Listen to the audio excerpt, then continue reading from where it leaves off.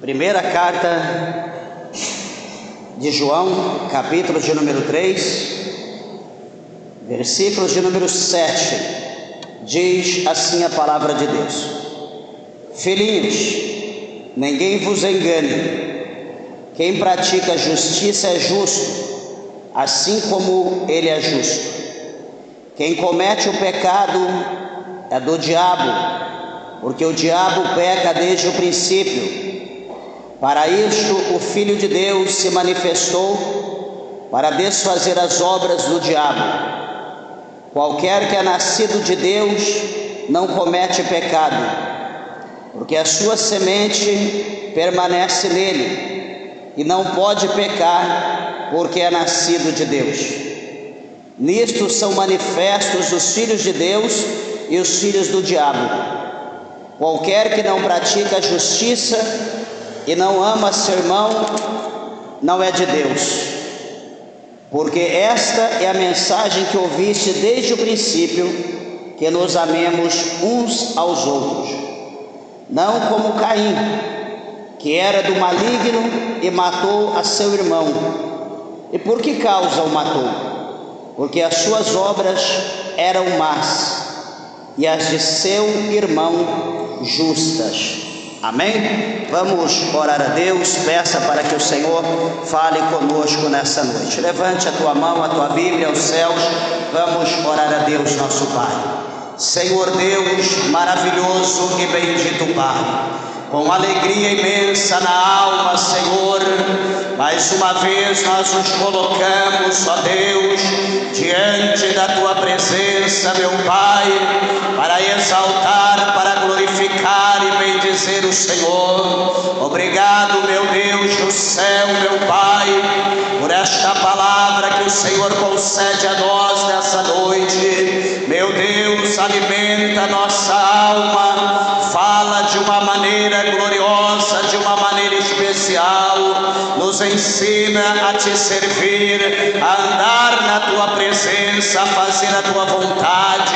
Abra, Senhor, a porta do nosso coração e permita com que a Tua palavra, ela adentre no profundo da nossa alma e que ela venha produzir, meu Deus, o resultado pela qual ela é enviada pelo Teu Espírito Santo. Fala conosco, meu Deus, em nome do Senhor Jesus Cristo, para a glória de Deus, nosso Pai. Amém, Jesus. Podeis assentar, desocupando suas mãos, aplaudindo o Senhor Jesus. Graças a Deus, louvado é o Cordeiro de Deus. Meus irmãos, quero chamar a vossa atenção aqui para essa palavra, a qual o Senhor concede a nós. E interessante nos faz necessário lembrar que o autor, dessa missiva, ou essa carta, como assim podemos dizer, foi o apóstolo João, aquele mesmo que escreveu o Evangelho, o quarto Evangelho do Novo Testamento, e também é o mesmo que escreveu a carta de Apocalipse, ou o livro de Apocalipse. Bendito é o nome do Senhor. E aqui nós vemos onde ele escreve a primeira, a segunda e a terceira carta, também aqui que tem o seu nome, de João. E nós sabemos que é interessante quando nós olhamos para a palavra, sabemos que João, ele foi conhecido como discípulo do amor, como aquele que apoiava a sua cabeça ali sobre o seio de Jesus Cristo, quando Jesus estava à mesa ali para comer a Páscoa, para cear. Ali então estava João deitado, com a cabeça ali reclinado sobre ali o tórax, sobre o coração de Jesus, ouvindo as batidas do coração do Senhor Jesus Cristo de Nazaré. Esse discípulo, conhecido como discípulo do amor, sabemos que ele foi o último de todos a partir, a ser recolhido pelo Senhor. Ele também foi ali levado para a ilha de Patmos, onde ele ficou ali exilado, onde ele teve ali a sua visão, arrebatamento acerca da escrita do livro do Apocalipse. E nós sabemos que João, como já falei, ele é o discípulo do amor. E aqui neste capítulo de número 3, né, ele divide aqui esse livro, né, em algumas partes. Por exemplo, o capítulo 3 vai falar, né, acerca que Deus, ele é amor, né, e nós sabemos que verdadeiramente Deus, ele é amor, porque se Deus, ele não fosse amor, né, o Senhor, ele não prepararia, né, ele não enviaria Jesus Cristo para salvar a minha alma, para salvar a tua alma, para nos salvar, né? Então, lá no capítulo 3, no versículo 16 do Evangelho de João, desse mesmo aqui, mas lá no Evangelho, ele diz lá que Deus, ele amou o mundo de tal maneira, né, de uma maneira tão grande, que ele enviou o seu Filho unigênito, o seu único Filho, esse chamado Jesus Cristo, para que todos aqueles que crescem em Jesus Cristo não viesse a perecer no inferno, mas que todavia tivesse a vida eterna. Então nós vemos que Deus, ele é aquele que ama, né? Nós sabemos que o amor, ele provém de Deus, é um dos atributos de Deus. Deus, ele é amor. E nós sabemos que em meio a todos os dons que existem, o amor é aquele que vai prevalecer para toda a eternidade. E veja, amados e queridos irmãos, quando a Bíblia diz que Deus, ele amou o mundo de tal maneira, a Bíblia não está dizendo que Deus, ele amou o cosmos, né? Que Deus, ele amou o globo, que Deus, ele amou a terra. Mas quando fala mundo, se diz, né, se define que Deus, ele amou a humanidade, que Deus, ele amou o homem, que Deus, ele amou aquele que fora feito à sua imagem e semelhança. Então observa, né? Não é dizer, Deus amou o mundo, eu também vou amar o mundo. E quando define, como que você ama o mundo? Eu amo o mundo curtindo, eu amo o mundo viajando, eu amo o mundo bebendo, eu amo o mundo fumando, eu amo o mundo prostituindo, eu amo o mundo jogando, e etc, etc, etc e tal. Não é dessa maneira que Deus, ele amou o mundo. Deus, ele amou o mundo de que forma? Ele amou o mundo vendo que o homem nascia, né, se formava no pecado, era gerado no pecado e nascia um pecador, e vivia pecando e morria no pecado e ia para o inferno. Ou seja, para toda a humanidade, para todo ser humano, ele já nasce, eu sempre falo isso e quero salientar, todo homem, todo ser humano nasce, guarda isso no teu coração, com uma faixa escrito condenado ao inferno. Toda criança, por mais linda, por mais bonita que seja, já nasce condenada ao inferno. Eu nasci condenado, você nasceu, todos nascemos condenados ao inferno. E a situação só muda, presta bem atenção isso, a situação só muda a partir do momento que nós ouvimos falar do amor de Deus. Quando nós ouvimos falar do amor de Jesus Cristo, onde ele deu, né, a sua vida lá na cruz do Calvário, onde ele foi crucificado, ele entregou a si mesmo por nós, aonde o seu sangue puro, o seu sangue carmesim foi derramado. A Bíblia diz, né, por intermédio aqui das cartas, que nós não fomos comprados por ouro, nós não fomos comprados por pedra, nós não fomos comprados, né, por pedras preciosas, por prata, mas nós somos comprados pelo precioso sangue vermelho, sangue carmesim de Jesus Cristo, que foi derramado na cruz do Calvário. Então, a partir do momento que Jesus se entregou, o seu sangue foi derramado, Jesus comprou. Por quê? Porque todos nós estávamos condenados, todos nós estávamos destinados ao inferno. Todos nós éramos escravos do pecado, servos do diabo.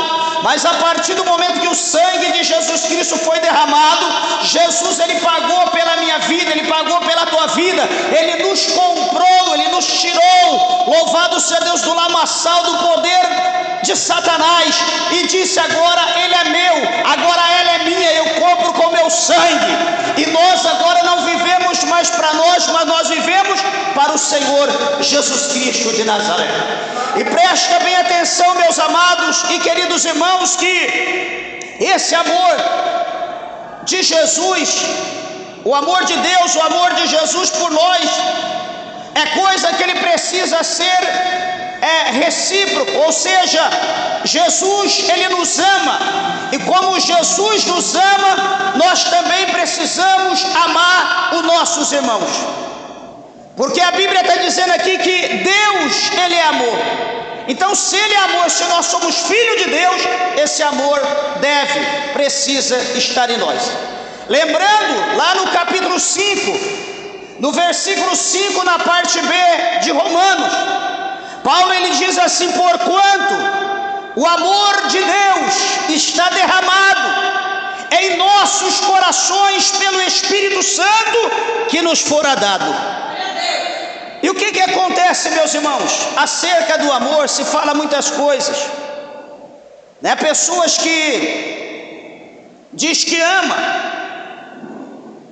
para conquistar alguma coisa, pessoas que diz que ama para tomar posse, pessoas que diz que ama enganando as pessoas, mas quando na verdade odeia, quando na verdade não ama coisa nenhuma.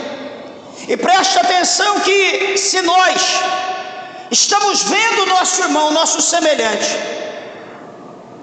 e se nós não amarmos, eu odeio ele, eu odeio ela, é quase comum, né? Não é uma boa prática, mas é quase comum alguém olhar e falar: eu odeio, minha vontade é matar, minha vontade é destruir. Deixa eu te dizer que esse ódio não é de Deus, esse ódio é do diabo, esse ódio é das trevas. Sabe por quê? Porque Jesus, ele veio, não foi para matar. Quem mata, está escrito lá no capítulo 10, no verso 10 do Evangelho de João.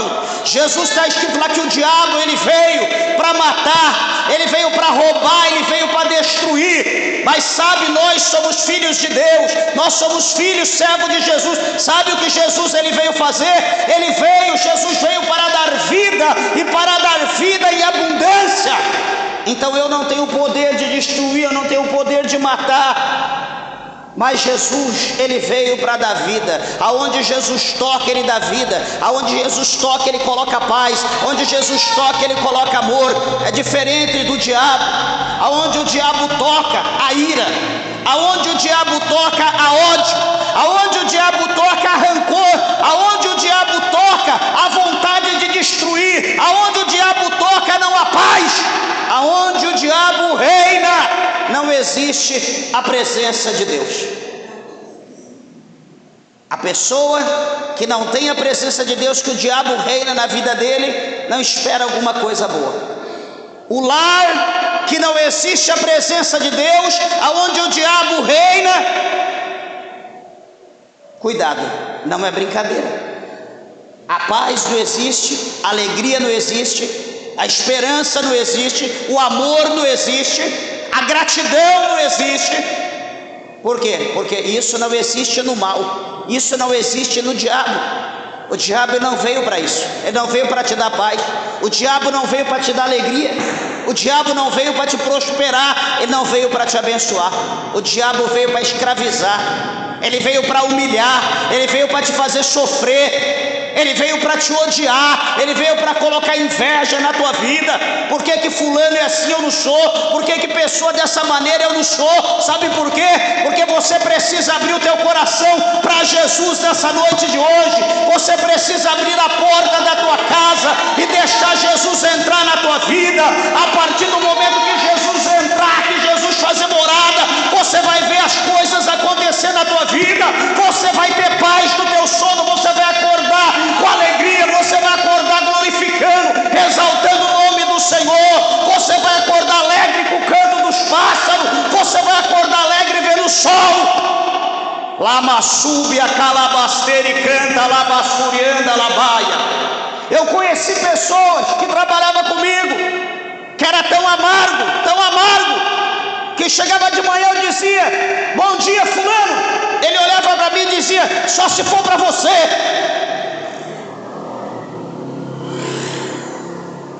Meus irmãos, o que esperar de uma pessoa dessa maneira? O que esperar? Bom dia, boa tarde, só se for para você. Minha vida é um inferno, eu não tenho paz. Aceita Jesus. Jesus é a paz que o mundo não conhece. Jesus é a paz que você precisa. Mas presta atenção uma coisa, aqui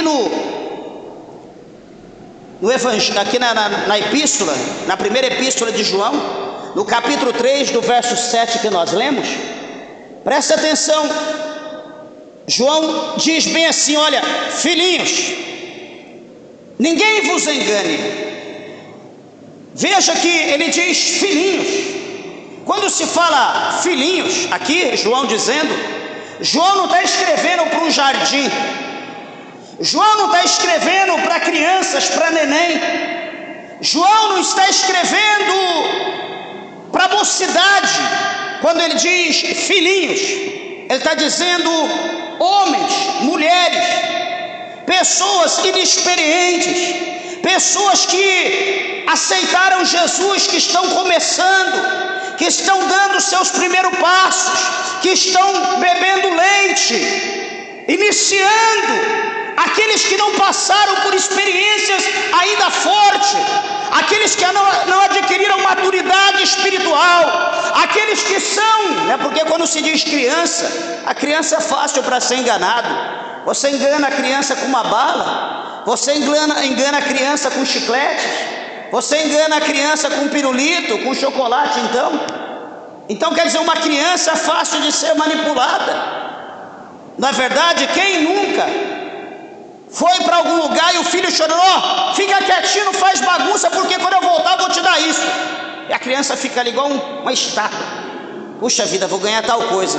Quando volta, o pai às vezes engana, diz: ó, oh, não achei, não comprei, outra hora eu te dou. E a criança fica lá com o dedão na boca, foi enganado.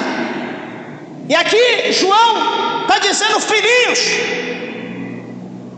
ninguém vos engane.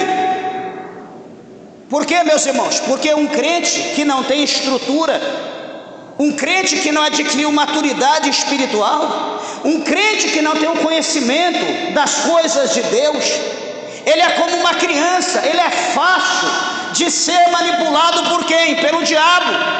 Ele é fácil de ser manipulado pelos adeptos, ele é fácil de ser manipulado pelo sectarista, que vai lá na tua casa bater palma, pela manhã, 2, 3, com uma revistinha na mão, mostrando lá a foto do leão, de uma ovelha, a criança brincando com o leão, brincando com a serpente, e dizendo: olha, o mundo vai ser desse jeito, olha, esse mundo não vai ser destruído, olha, Deus tem paz para você, Jeová tem paz para você nesse mundo, tentando te enganar, te confundir, para você participar das suas reuniões mentirosas. Então, quando nós não temos o conhecimento da Bíblia, é fácil de nós sermos enganados. Como muitas pessoas que tinham conhecimento da Bíblia, esqueceu, perdeu o conhecimento, e hoje estão sendo enganados pelo diabo, porque as pessoas começaram como os Gálatas. Lá no capítulo de número 3, da igreja da Galácia, o apóstolo Paulo, ele fala: olha, Gálatas, eu me admiro de vós, eu admiro vocês, que vocês começaram no Espírito e vocês estão encerrando na carne. Vocês começaram no Espírito, estão acabando na carne. Olha, meus irmãos, se essa carta aos Gálatas não é direcionada para nós hoje. Olha a igreja como começou, observa a história da igreja, veja a igreja primitiva, veja o tempo dos heróis da fé, olha como a igreja era, olha como o povo vivia, olha como as pessoas tinham medo do pecado, as pessoas, havia situações escritas que as pessoas até mesmo de pensar no pecado já eram condenadas pela igreja, só de pensar, eles não praticavam e nem falavam. Havia leis que punia as pessoas só de pensar no pecado. E hoje, nos nossos dias, a igreja está em declínio, que hoje a igreja que não é uma igreja pecadora, a igreja que não é uma igreja mundana, a igreja que não vive segundo o curso desse mundo, é esculachada, é esnobada, é humilhada, pessoa lá, aqueles lá são santos, aqueles lá querem serem melhor, aqueles lá é diferente, aqueles lá faz acepção, aqueles lá não convidam a gente, aqueles lá não dão oportunidade. Quer ser santo, quer ser diferente. Queridos, raciocina comigo.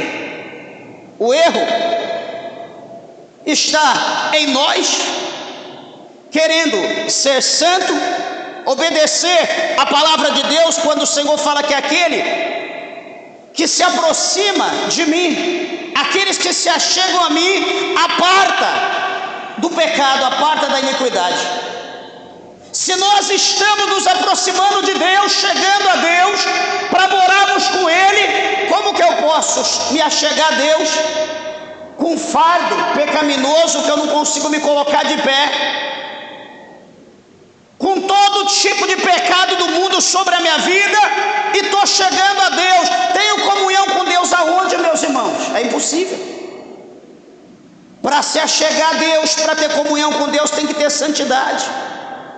As pessoas questionam a santidade, muitos excomungam a santidade, por quê? Porque não conseguem viver a santidade, estão presos pelo pecado, estão condenados pelo pecado, não conseguem abrir o coração para a santidade entrar na sua vida. E aí vem os pregadores e diz: filhinhos, fiquem em paz, não existe pecado, Jesus já venceu o pecado na cruz. Não existe o diabo, Jesus já venceu o diabo na cruz. Nós podemos viver na libertinagem, nós podemos viver à vontade. Não é assim que se pregam por aí? Hoje pecado não é mais pecado. Por quê? Porque não existe, Jesus venceu o pecado. Se prega dizendo: olha, não tem problema a mulher cortar cabelo, isso é uso e costume. Não tem problema pintar o cabelo, isso é uso e costume. Não tem problema a mulher usar calça, usar roupa de homem, homem usar roupa de mulher, isso é uso e costume. Não tem problema a pessoa fumar, não tem problema beber alguma coisinha lá, 2 dedinhos, antes de almoçar. Não tem problema prostituir, não tem problema ter 2, 3 mulheres, não tem problema ter 2, 3 homens. Você dando conta é importante, o importante é você ser feliz. Não é o que estão pregando hoje, é assim. Hoje estão fazendo bloco de carnaval, gospel. Tudo que o mundo faz, a igreja está refletindo, está fazendo igual. Aí eu pergunto para você: quem está sendo enganado? O mundo está sendo enganado ou a igreja está sendo enganada? Se a Bíblia diz que a igreja, nós refletimos a glória de Cristo, quando nós refletimos a glória de Cristo, o que está em trevas tem que ser dissipado, tem que desaparecer. Só que quando nós estamos em Cristo, dizemos que estamos em Cristo, e nós estamos andando da mesma forma que os filhos de Beelzebu, nós estamos andando da mesma maneira que o mundo está andando, vivendo da mesma maneira. Eu pergunto de novo: quem está sendo enganado? João aqui diz, na primeira parte do capítulo 3, verso 7 da sua primeira carta: filhinhos, ninguém vos engane. E na parte B ele diz: quem pratica a justiça é justo, assim como Deus é justo. Hoje, amados e queridos irmãos, a coisa mais difícil que está havendo é alguém praticar justiça. Os próprios guardiões da lei, da justiça, que tem que fazer justiça, não existe mais justiça. A justiça é feita de acordo com o dinheiro que eles recebem. O homem está aprendendo a errar, a mentir, porque aqueles que têm que fazer, cumprir a verdade, estão enganando, estão brincando. Então aqueles que é submisso, que é subordinado, aprendem da mesma maneira, e assim o mundo vai indo, o mundo está sendo enganado. sendo enganado e continua enganando cada dia o seu próximo. Observa no versículo de número 8 do capítulo 3 de 1 João, ele diz: quem comete o pecado é do diabo. Deus me livre, pastor, do diabo. Está aqui. Quem comete o pecado é do diabo. E agora? A pergunta é: o pecado dói? Não. Tem um louvor que nós já louvamos aqui que fala que o pecado não dói. Porque se o pecado doesse, ninguém cometia pecado. Se o pecado fosse como uma injeção com uma agulha desse tamanho, o povo passava longe de pecado. Se o pecado fosse como um bisturi, que só de encostar corta, o sangue escorreria, ninguém pecava. Se o pecado fosse como um câncer, que mataria em pouco tempo, ninguém pecava. Só que detalhe, o pecado não dói. O pecado traz prazer. O pecado traz alegria. O pecado é uma droga. Por quê? Porque o pecado vicia. A pessoa que começa pecando, ele começa um pouquinho, ele começa no pouco. É como alguém que começa viciado na droga, ele recebe ali,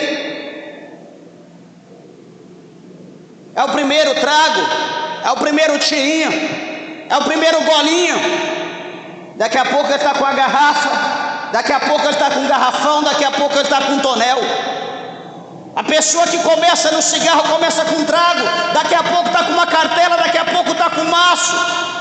Aquele que começa na droga começa com um pouquinho, daqui a pouco está vendendo seus bens, daqui a pouco está em cana porque não consegue pagar, manter o seu vício, vai roubar. Então o pecado, ele vicia.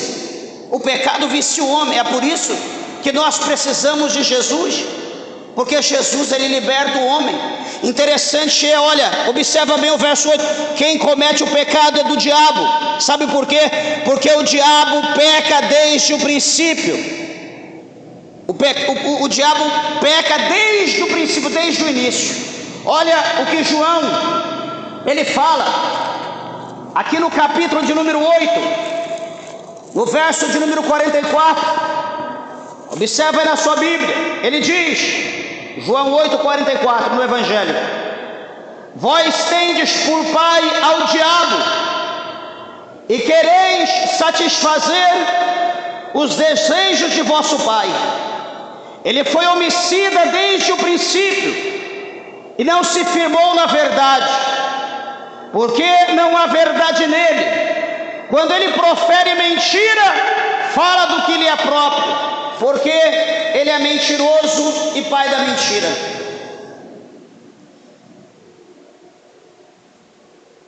Quantos de nós que já ouvimos falar em Santo Agostinho? Muitos, acredito que já ouviu falar em Santo Agostinho.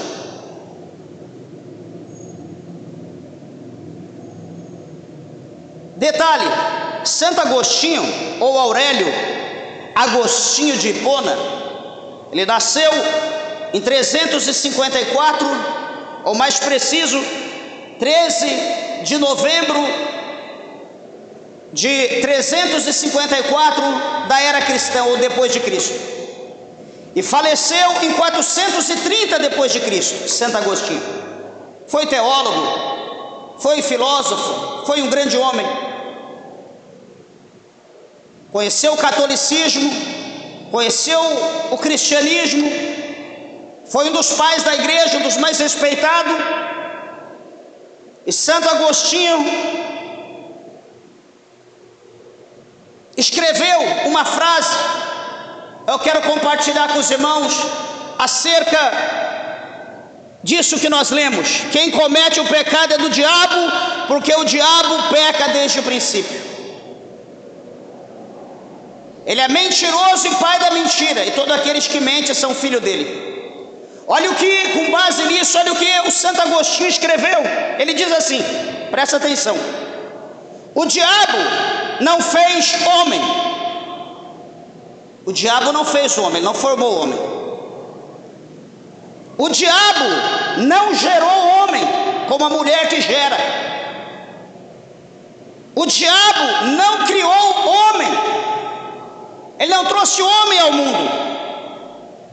Mas quem imita o diabo torna-se filho do diabo. E ele continua como se fosse gerado por ele. Em que sentido você é um filho de Abraão? Uma pergunta feita por Santo Agostinho. Em que sentido você é filho de Abraão? Todos nós dizemos que nós somos filhos de Abraão pela fé. Ele é o nosso pai na fé. Só que Santo Agostinho faz uma pergunta: em que sentido você é filho de Abraão? Observe, não que Abraão te tenha gerado. Abraão não gerou eu e nem você, mas nós somos filhos na fé. Então Abraão, ele não gerou nós.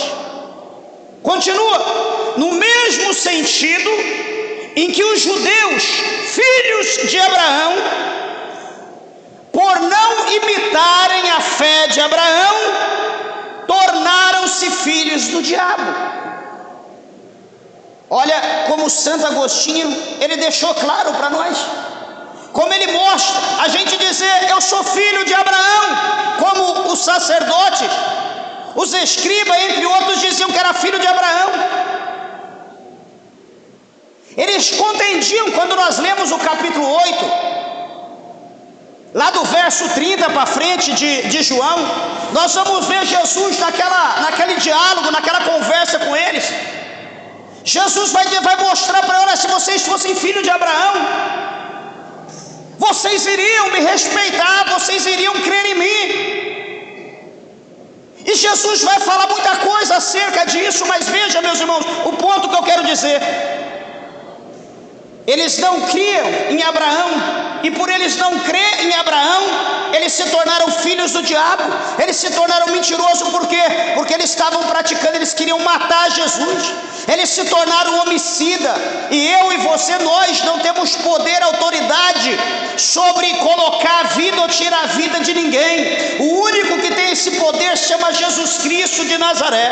A palavra de Deus fala lá em Ezequiel que Deus, ele não tem prazer na morte do homem, mas que o homem se arrependa, se converta dos seus pecados e que esse venha viver para Deus. Essa é a vontade de Deus, é o que a Bíblia nos ensina. A partir do momento que nós conhecemos a verdade, a partir do momento que nossos olhos se abrem para a verdade, a nossa mente, o nosso conhecimento, e nós começamos a exercitar a verdade, vai haver em nós um atrito, vai haver em nós um combate, vai haver uma guerra, com base em Gálatas 5:18. Vai haver um combate dentro de nós. Que combate é esse? Vai haver um combate entre a carne e o espírito. Vai ter uma guerra, porque a carne, ela vai querer continuar no pecado, a carne vai querer continuar praticando, fazendo tudo aquilo que agrada a ela. Só que nós ouvimos a verdade, então o nosso espírito, a nossa alma vai se atentar para aquilo que ela ouviu. Ela vai querer examinar a Bíblia, vai querer estudar, ela vai querer ir para a igreja, ela vai querer adquirir conhecimento. Só que a nossa carne vai dizer: não, hoje não, vai chover, hoje não, vai ter um evento, alguém vai me convidar, hoje não, hoje é dia de quarta-feira, hoje quase ninguém vai para a igreja, o que eu vou fazer lá? A carne sempre vai tirar o nosso foco das coisas de Deus. A nossa alma vai dizer: peraí, a palavra de Deus diz para me santificar. A carne vai dizer: não santifique, porque você vai santificar, você vai ficar igual uma velha, vai ter que usar vestidão, vai ter que usar saiona, vai ter que usar roupa composta, não vai poder andar na sensualidade, ninguém vai olhar para você, ninguém vai mexer com você. A carne, ela vai sempre querer que você entre em evidência, que você se apareça, que você se destaque às outras pessoas, quando na verdade o nosso espírito, a nossa alma vai querer que nós destacamos não para as pessoas, mas que nós destacamos para os céus, que nós destacamos para Deus, para o Espírito Santo, para o Senhor Jesus Cristo de Nazaré. Então, meus irmãos, há uma luta dentro de cada um de nós. Quantos de nós preparados para ir para o culto? Eu lembro, não faz muito tempo, cerca de 20 e poucos anos atrás, eu e minha esposa, nós íamos numa comunidade evangélica no centro de São Paulo, e numa ocasião que ia haver um batismo, o pastor disse que eu podia me batizar, nós não éramos casados. Olha como que é as coisas. Ele dizia que todo mundo podia batizar, e eu falei que eu não queria me batizar porque eu precisava casar. Não tem problema, pode batizar desse mesmo jeito. Eu peguei e falei, mas o batismo é para remissão do pecado. Daí ele, mas não tem problema isso aí, porque na época de Moisés, quando o povo estava na rua, andando, caminhando pelo deserto, ninguém casava em cartório, não tinha cartório, e etc. Tem toda uma embromation ali, né, me tirar do foco da palavra de Deus, né? Quem está bebendo pode batizar, continua bebendo, depois o Espírito liberta. Quem está fumando, ou enfim, você está no adultério, não tem problema, continua, né? Depois você é liberto, coisas dessa maneira, como não tem problema, empurrando com a barriga. Meus irmãos, a partir daquele dia entrou um gelo, uma fraqueza em mim. Olha a situação, eu e minha esposa, a gente ia para o culto, era quase 30, uns 32 quilômetros da minha casa até a igreja, 32 quilômetros, e nós íamos, chegava um pouco mais cedo, no horário de verão, né, estava bem claro ainda, chegávamos antes de começar o culto. Eu parava meu carro bem perto do metrô, né, o metrô passando, Avenida Cruzeiro do Sul, a gente parava o carro aqui numa sombra, e ali descansava um pouquinho, esperava, vinha um sono que a gente dormia dentro do carro, e passava o horário do culto.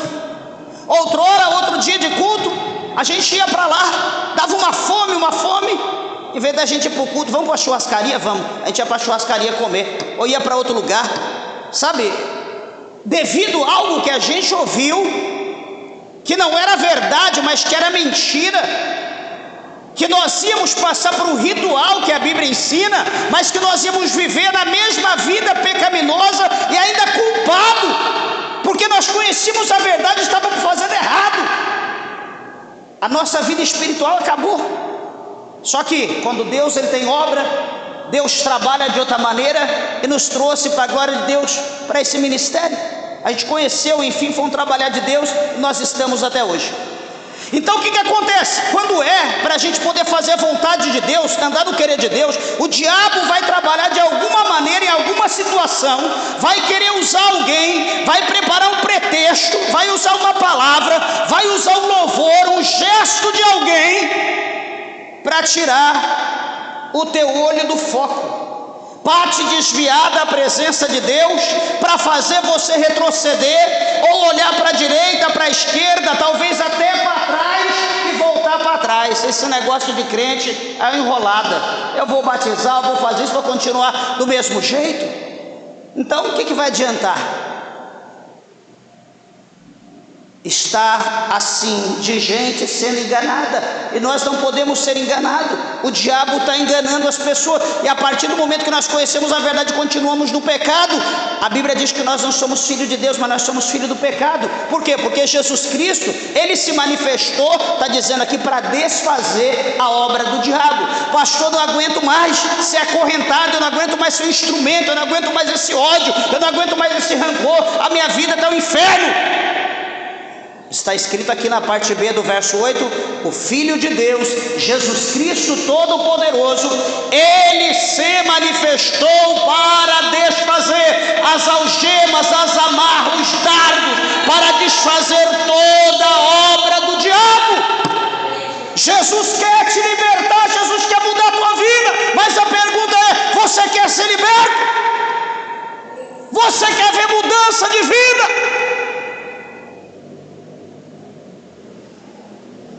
Muita gente vai pensar na balança, de que maneira? Deixa para amanhã, eu vou pensar. Meus irmãos, vitória nós precisamos urgente. Milagre nós precisamos urgente, nós não podemos deixar para amanhã. Salvação é prioridade, mais do que comida, mais do que dinheiro, mais do que riqueza. Salvação é coisa que nós não podemos. Vou pensar, eu quero um tempo para pensar, não pode. Pense enquanto a palavra está sendo pregada. Quando o apelo for feito, levanta a tua mão e diz: eu necessito, eu preciso de Jesus, como uma carne sedenta atravessando o deserto, que precisa de um copo com água fresca. Assim a minha alma precisa de Jesus Cristo, Senhor, o meu Salvador pessoal. Calamanto surimicanta labassurianda labracheia. Bendito seja Deus. O verso 9 do capítulo 3 de 1 João, o apóstolo João diz: qualquer que é nascido de Deus não comete pecado. Olha a diferença. Primeiro ele diz no 8: quem comete o pecado é do diabo, porque o diabo peca desde o princípio. E no 9 ele diz: qualquer que é nascido de Deus não comete pecado, porque a sua semente permanece em Deus, e não pode pecar, porque este é nascido de Deus. Você está vendo que diferença que a igreja de Deus ela precisa ter, comparado com os filhos do diabo, com o filho do mundo, aqueles que vivem no pecado? Louvado seja o nome do Senhor.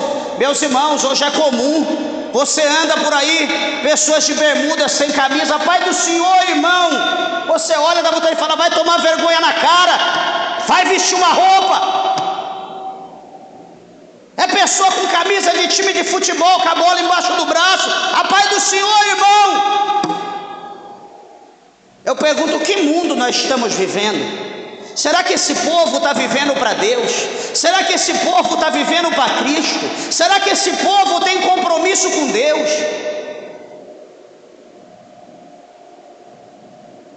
O verso 10: nisto são manifestos os filhos de Deus e os filhos do diabo. Qualquer que não pratica a justiça e não ama o seu irmão não é filho de Deus. Duas coisas: aquele que não pratica a justiça, que não é justo, e aquele que não ama. Não, eu não amo, né? Eu tive muita decepção, eu fui traída, me esfaquearam, eu fazia tudo certo, eu era justo, eu era correto, só levei na cara, só apanhei. Hoje eu não quero ser mais justo, hoje eu não quero amar mais ninguém, hoje eu quero fazer as pessoas sofrer. Hoje o que eu puder tirar de alguém eu tiro. Deixa eu te dizer uma coisa, se você já pensou nisso: você deixou o diabo assoprar no teu ouvido, você deixou o diabo falar no teu coração, porque a Bíblia está dizendo que quem faz isso, quem não pratica a justiça e quem não ama o seu próximo, não é filho de Deus.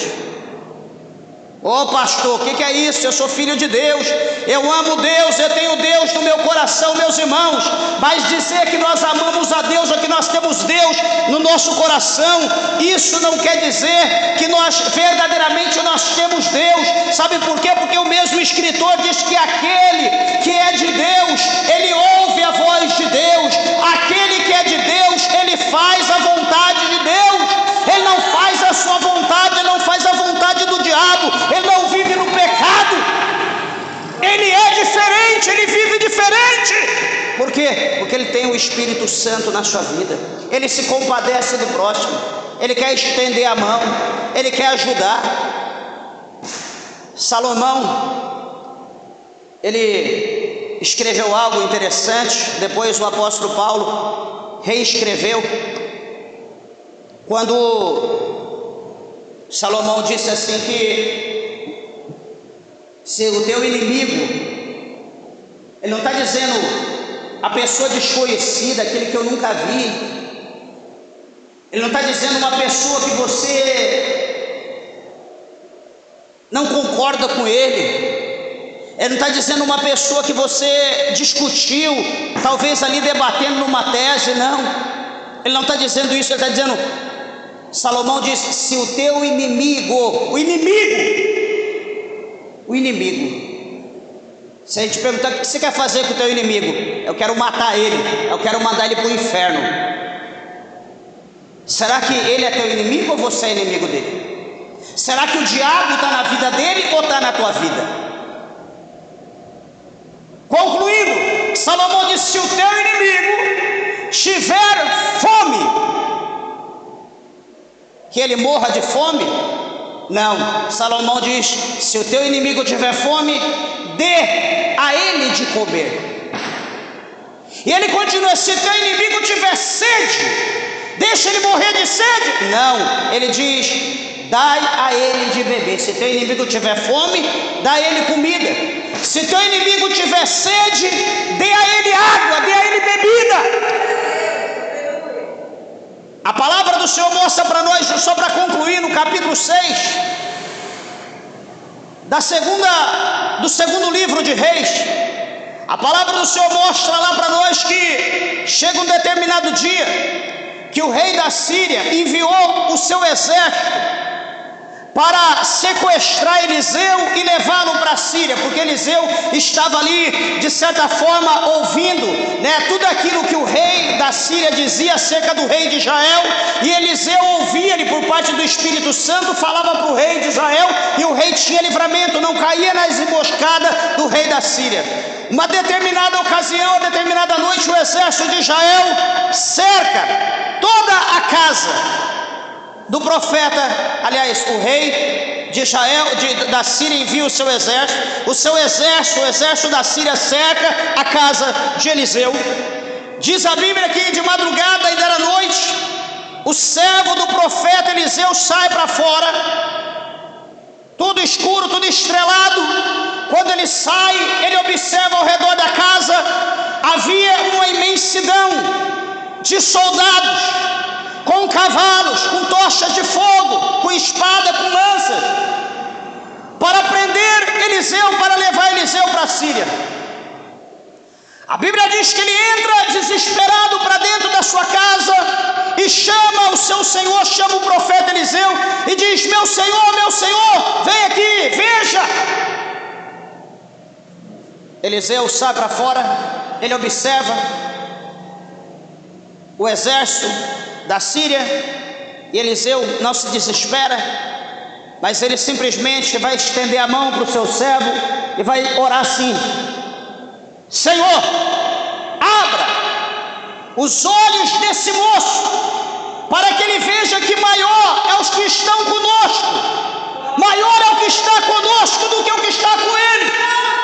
Naquele momento, os olhos do moço, do homem de Deus, se abriu. Ele observou atrás, ao derredor daquele exército da Síria, como cavalos, como com carros, cavaleiros, fogo, a imensidão, que o exército sírio não era nada perto do exército de Deus, do Deus de Israel, que estava acampado para proteger Eliseu e o seu moço, a sua casa. Presta atenção, a Bíblia diz que Eliseu vai orar a Deus. Eliseu vai orar, vai dizer: Senhor, cega esses homens, cega eles com cegueira. E todos, aquele exército da Síria fica cego. Eliseu vai dizer: me segue, não é a mim que tu queres não, mas eu vou te levar a quem vocês querem. E aquele exército tudo cego, creio que um com a mão no ombro do outro, seguindo, foi até o rei de Israel. Quando chega lá, o rei de Israel se alegra, quer pegar a espada para matar aqueles homens. Eliseu diz: não faça tal coisa, porque ele é vosso prisioneiro, mas preparai um banquete, alimentai-os e deixai eles embora, e você terá paz no teu reino. A Bíblia diz que o rei era Jorão. Ele prepara um grande banquete. Aqueles homens do exército da Síria comem, bebem, se alegram, porque eles eram inimigos de Israel. Eles penetravam a terra de Israel, roubavam, saqueavam, matavam, muitas vezes, diversas vezes no ano. Mas a partir daquele momento que os inimigos comeram, beberam, ficaram satisfeitíssimos, eles não voltaram, ficaram muitos anos sem voltar, sem saquear Israel, porque eles foram gratos por aquilo que o suposto inimigo, que era Israel, havia feito por eles. Então pensa bem, quando você estiver diante do seu inimigo, você tiver a oportunidade de fazer algo mal, você tiver a oportunidade de vingar algo que ele fez pela tua vida, aquilo que você deseja o mal? Não, eu quero o bem, eu quero a vitória. Então abençoe o teu inimigo, abençoe ele, dá comida para ele, dá água para ele, dá veste, dá o melhor para ele, aquilo que você queira, dê para ele. Sabe por quê? Porque amanhã o teu inimigo, ele pode ser visto, Deus pode ter misericórdia dele. Amanhã Deus pode colocar o teu inimigo num lugar de destaque. Quando você for naquele lugar, quando chegar lá, quem vai decidir a tua situação, a tua vida? Pode ser aquele homem, pode ser o teu inimigo, aquele que você teve chance de matá-lo, como aconteceu com Davi. Quantas vezes Saul perseguia Davi, chegou um dia que Davi foi lá, cortou a veste, um pedaço da veste do vestido de Saul, e Saul furioso, querendo matar Davi, Davi lá do outro lado mostrou e disse: olha aqui, rei, olha aqui, se não é da tua veste. O rei olhou, ficou desesperado, ele viu que Deus colocou Davi na mão dele, para ele matar Saul, mas o Davi disse: longe de mim que faça tal coisa, de tocar, de ferir o ungido do Senhor. Foi o Senhor que levantou, que o Senhor abata, eu não vou fazer isso. Amanhã o teu inimigo pode estar no poder, e amanhã o teu inimigo pode definir ou decidir a tua vida. Então o que você puder fazer de bom, faça hoje de bom, porque amanhã você pode estar diante do teu inimigo, amanhã você vai poder estar diante dele prostrado de joelho, precisando de uma grande vitória. Aí ele vai lembrar, ele vai dizer: aquele dia ele tinha poder para fazer algo contra mim, ele tinha poder de me humilhar, de me matar, ele tinha poder de fazer eu sangrar, mas ele curou as minhas feridas, ele me deu de comer, ele me deu de beber, ele me deu veste. Agora hoje eu estou aqui nessa posição, eu vou fazer a mesma coisa. Lembra da história de José? Lembra o que os irmãos de José fez com José? Lançou ele na cova, mentiu que José havia morrido, matou o animal, lavou ali a sua túnica no sangue, enganou para Jacó que José havia morrido. Chega o momento, José está, depois de passar por todo o processo que ele passou no Egito, agora José é governador, agora José está no trono, agora José reina, agora José tem todo o poder. Os seus irmãos chegam ali prostrados, humilhados, diante de José, querendo comida, querendo comprar alimento para sua família, para o seu pai. José olha, reconhece: olha eu, os traíra, olha os Judas, olha aqueles que queriam me matar, aqueles que tinham inveja de mim, vou fazer o mesmo. José pensou dessa maneira? Não. O que José fez? Foi abençoar eles. Eles queriam 1 quilo, José colocou 10. Eles queriam 1 litro, José colocou 20. José os abençoou e diz: traga aqui, no decorrer da história, traga o seu pai, traga seu irmão, traga todo mundo, vem para cá. José se revela, e a Bíblia diz que é uma grande confraternização, uma grande alegria. E se o coração de José fosse mau? E se o coração de José fosse como o coração de Faraó? E se José tivesse esperado 20, 30 anos para fazer vingança? O que seria da sua família? O que seria dos seus irmãos? O que seria do povo de Israel? Não existiria hoje. Então, meus irmãos, atentai para isso. Se você puder fazer o bem, faça o bem. Mas não merece, não importa, quem vai julgar é Deus. Faça a tua parte e deixa que as demais coisas o Senhor Ele fará para a glória do seu santo nome. Amém, meus irmãos? Queria falar mas o tempo não nos proporciona, e que o Espírito de Deus possa falar grandemente, poderosamente na tua vida, em nome do Senhor Jesus Cristo de Nazaré. Amém? As palmas com alegria, bem alegre, exalta e glorifica